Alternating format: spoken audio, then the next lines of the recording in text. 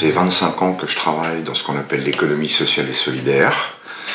Beaucoup avec des déchets dont personne ne veut, qu'on ramasse et qui nous permettent de faire notre modèle économique.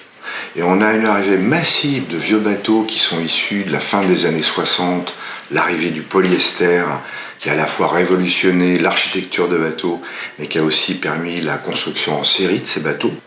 Le polyester ne se recycle pas et donc on a essayé d'imaginer dans cette actualité un système de réemploi de ces bateaux pour en faire d'autres usages que la navigation. Ce qui est intéressant, c'est d'abord que c'est un habitat assez particulier. On n'a pas besoin de nouvelles ressources pour fabriquer les fondations, les murs et les toits qui existent déjà. Donc c'est quelque chose qui en termes d'environnement est assez intéressant. Et puis le premier bateau qu'on n'a jamais vendu, c'est un particulier sur une île, en Pays de la Loire, qui nous l'a acheté pour faire une chambre de plus dans son jardin. Ensuite, on a eu des campings municipaux qui se sont intéressés aussi à ces bateaux, et puis des campings privés. On a ensuite, on pourrait dire qu'on se creuse la tête tous les jours pour savoir quoi faire avec des vieux bateaux, dans la logique de réemploi. On a imaginé des salles de réunion de coworking et d'entreprise, on en a fabriqué une, formidable, une salle de réunion de 8 places, connectée, avec un écran géant dans la proue du bateau. On a ensuite essayé d'en faire des jeux pour enfants. Aujourd'hui, beaucoup de propriétaires nous appellent, en nous disant « Écoutez, je peux plus naviguer, j'ai pas envie de voir mon bateau mourir. Je préfère vous le donner pour qu'il continue sa vie, même sur un usage sur terre ferme. » Parce que c'est vrai que les propriétaires sont tous très attachés à leur bateau, ils ont eu des belles histoires de navigation. Les bateaux dont on parle, ils ont écrit les belles pages de nos chantiers de plaisance, dont certains, grâce à eux, sont devenus des leaders mondiaux. Donc il y a une logique aussi, je trouve, de valorisation d'un patrimoine régional, surtout en Pays de la Loire, hein, on a quand même des chantiers incroyables, qui est intéressante, et je trouve que c'est intéressant qu'après avoir navigué pendant plus de 45 ans, on les passe aux non-navigants pour cette croisière immobile à faire au bord d'un lac, au bord d'une rivière, dans une prairie, avec le ciel.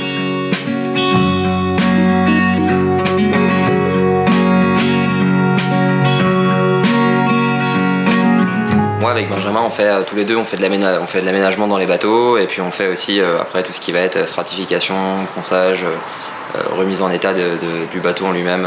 Et c'est vrai que je trouvais le projet d'autant plus ambitieux que de travailler sur des bateaux en polyester neufs, où on est vraiment tout le temps en train de badigeonner de la résine et de la fibre de verre.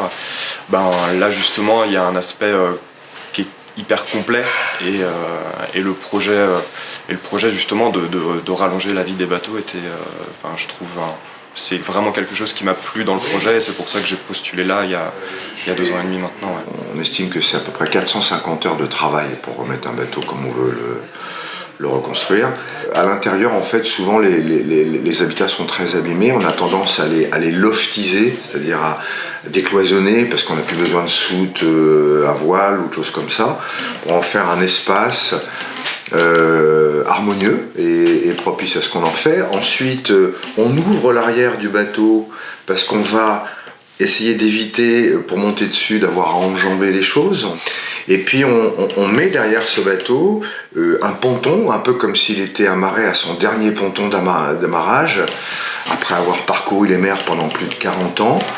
Et ça fait une configuration dans laquelle on a un habitat qui est la cabine, on a le cockpit qui est le coin où on peut prendre son petit déjeuner, boire un coup le soir. On a ensuite le ponton d'amarrage privé, j'ai envie de dire, puisqu'il a été conçu pour ce bateau, sur lequel on peut poser un barbecue, une table, des chaises, et puis avoir comme ça une configuration, finalement, qui est assez intéressante et assez originale, insolite, comme on dit.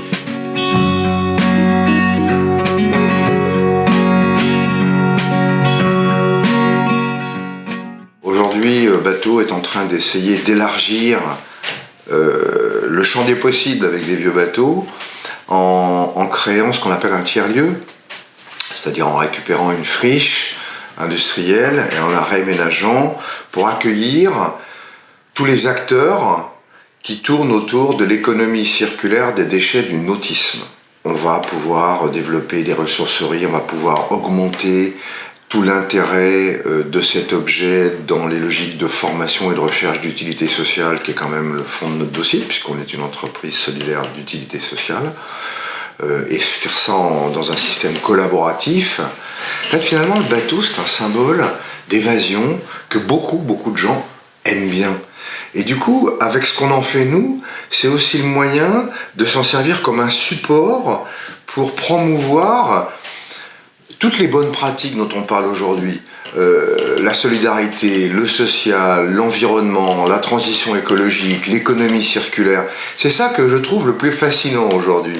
Donc c'est un levier vraiment qui permet, c'est facile de comprendre qu'un bateau qui est pourri dans un champ et qu'on réhabilite et qu'on met dans un camping par exemple, on comprend bien la boucle, on comprend bien du coup l'économie circulaire des déchets du bateau.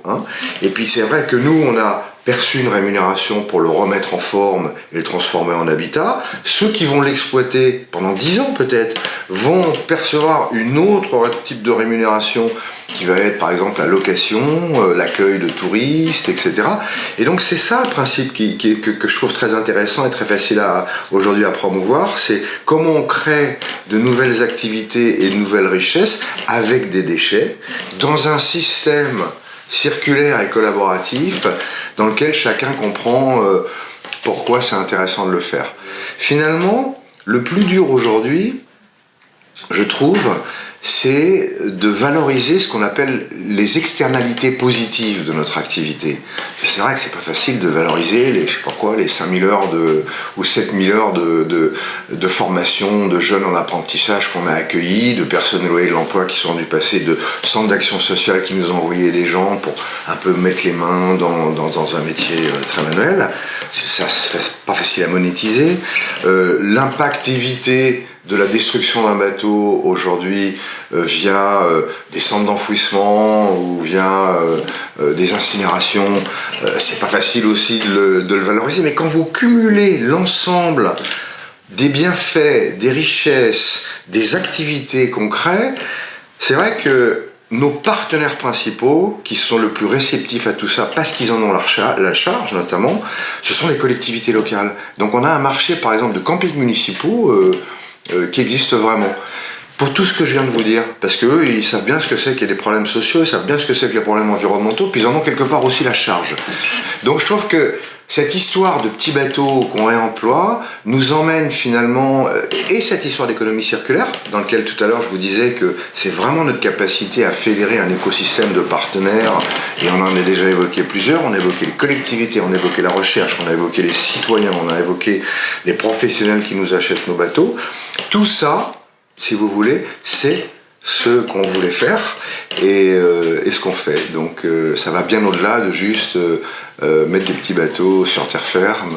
Donc c'est un modèle aujourd'hui qu'on considère comme extrêmement moderne, capable de trouver son autonomie financière, son autonomie sociale et son autonomie environnementale, et créer de nouvelles richesses soutenables, collaboratives et partagées. C'est dit.